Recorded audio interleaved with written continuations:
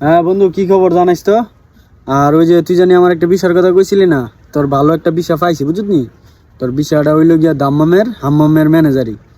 তো বিষয়টা মোটামুটি ভালোই, বেতন টেতন সব দিক দিয়ে ভালো। বেতন পড়বো মনে করো যে 80 থেকে 82 হাজার টাকা। আর যদি ওভার টাইম করতে চাস ওভার টাইম করতে পারবি, কোনো সমস্যা নাই।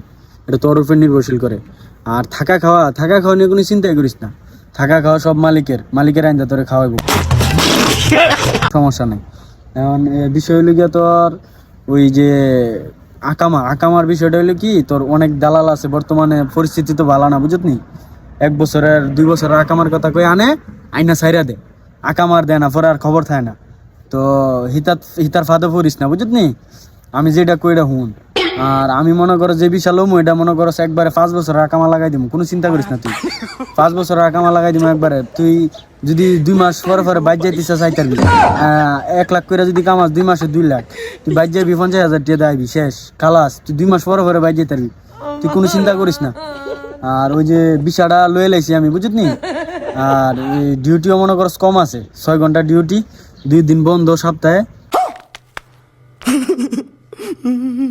কোনো চিন্তার কোনো কারণ নেই, আরামসে ডিউটি করতে পারবি। আর মনে করস এখন বিশার দামটা হইলো একটু বেশি আর কি, কারণ 5 বছরের কামা না। বিশার দাম হইলো 6,80,000 টাকা। তুই বন্ধু মানুষ মানে আর কি কমু ক। আচ্ছা যাই হোক, 80 আর 50 এটা পরে পাবো না। কমায় টমায় দিস কিছু। আর আমি তো আর তোরতে লাভ করতাম না, বুঝছ নাই? আমি তোর লাভ করতাম না, আমার কোনো লাভের দরকার নেই। তুই বন্ধু মানুষ, তুই আমারে 6 লাখ দিস, যা।